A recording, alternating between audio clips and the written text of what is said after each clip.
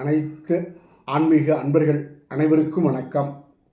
தொடர்ந்து இந்த பதிவை பார்த்து எனக்கு வாழ்த்துக்கள் சொல்வதற்கும் நன்றி. தொடர்ந்து ஓஎம்ஜி சேனலை நீங்கள் பார்த்துட்டே வந்தீங்கன்னா பல தகவல்கள் நான் உங்களுக்கு சொல்கிறதுக்கு ஏதுவாக இருக்கும். சப்ஸ்கிரைப் பண்ணி ஷேர் பண்ணுங்கள், எல்லோருக்கும் ஷேர் பண்ணுங்கள். உங்கள் வாழ்த்து சொன்ன அனைவருக்குமே எனது மனமார்ந்த நன்றியை மீண்டும் ஒரு தடவை சொல்ல கடமைப்பட்டிருக்கேன். இந்த பதிவில் நான் ஒரு அற்புதமான ஒரு விஷயத்தை நான் சொல்ல போகிறேன். என்னன்னு கேட்டிங்கன்னா, பிள்ளையார்பட்டி கற்பக விநாயகர். இன்றைக்கி உலகம் பூரா ஆன்மீக அன்பர்கள் அனைவருக்கும் அறிந்திருக்கக்கூடிய ஒரு விஷயம். பிள்ளையார்பட்டி கற்பக விநாயகர் அவருடைய அந்த பிள்ளையார்பட்டியினுடைய ஊருக்கு பக்கத்தில் இருக்கிற ஊர் தான் சிறுகூடற்பட்டி. சிறுகூடற்பட்டியில் தான் நம்ம கவியரசர் கண்ணதாசர் பிறந்த ஊர்.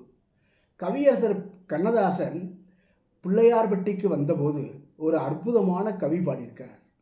அது என்ன கவி அப்படிங்கிறத தான் நான் இப்போ இந்த பதிவில் சொல்ல போகிறேன். ஏன் அப்படிங்கிறதுக்கு முதல்ல விளக்கம் சொல்கிறேன்.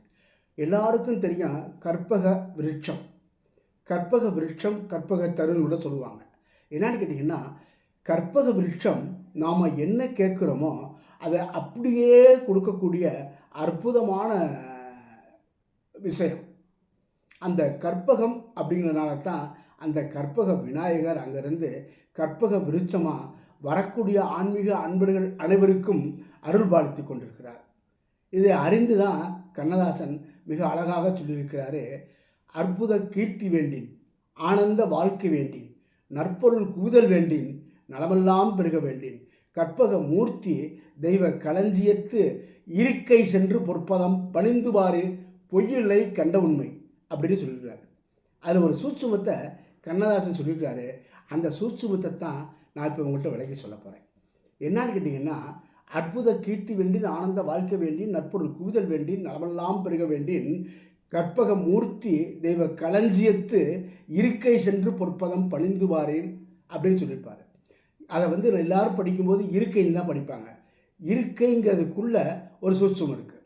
அது என்ன சூட்சுமம் அப்படின்னு பார்த்தீங்கன்னா, அற்புத கீர்த்தி வேண்டின், ஆனந்த வாழ்க்கை வேண்டின், நற்பொருள் குவிதல் வேண்டின், நலமெல்லாம் பெருக வேண்டின், கற்பக மூர்த்தி தெய்வ களஞ்சியத்து இருக்கை சென்று திருக்கை.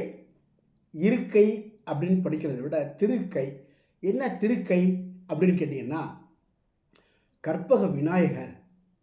கற்பக விநாயகர் அற்புதமாக தன்னுடைய கையில் உலகை காக்கும் சிவபெருமானுடைய சிவலிங்கத்தை கையில் வச்சு தியானம் பண்ணிக்கிட்டு இருக்கார். இந்த தியானம் பண்ணி இருக்கக்கூடிய அந்த கற்பக விநாயகருடைய அந்த கற்பக விருட்சத்திட்ட நாம் என்ன வேண்டுனாலும் கிடைக்குங்கிறதுக்கு கண்ணதாசன் மிக அற்புதமாக அர்த்தத்தை பொதிந்து சொல்லியிருக்கிறார். இருக்கை திருக்கை ரெண்டு தான் அதில் இருக்கக்கூடிய அற்புதமான விஷயம். நல்லா பொருத்தி பாருங்கள். அற்புத கீர்த்தி வேண்டின், ஆனந்த வாழ்க்கை வேண்டின், நற்பொருள் குவிதல் வேண்டின், நலமெல்லாம் பெருக வேண்டின், கற்பக மூர்த்தி தெய்வ களஞ்சியத்து திருக்கை சென்று பாரீர் பொய்யில்லை கண்ட உண்மை அப்படின்னா, அந்த கற்பக விருட்சம், அந்த கற்பக விநாயகர் கையில் யாரை நினச்சி கும்பிட்றாருன்னா நமச்சிவாயத்தை நினச்சி கும்பிட்டு தியானம் பண்ணிகிட்டு இருக்காரு. அப்படி ஒரு தியான நிலையில் இருக்கக்கூடிய அவர்கிட்ட நாம் என்ன வேண்டுனாலும் கிடைக்கும். இந்த அற்புதமான தகவலை ஓஎம்ஜி சேனலில் தொடர்ந்து நீங்கள் பார்க்கணும். நீங்கள் சப்ஸ்கிரைப் பண்ணுங்கள், நீங்கள் ஷேர் பண்ணுங்கள், எல்லோருக்கும் ஷேர் பண்ணுங்கள், எல்லாருக்கும் சப்ஸ்கிரைப் பண்ணுங்கள். அப்போ தான் நான் தொடர்ந்து இன்னும் பல தகவல்களை உங்கள்கிட்ட பகிர்ந்து கொள்வதற்கு எனக்கு ஒரு நல்ல வாய்ப்பாக இருக்குன்னு கேட்டு நன்றி கூறி விடைபெறுகிறேன். நன்றி, வணக்கம்.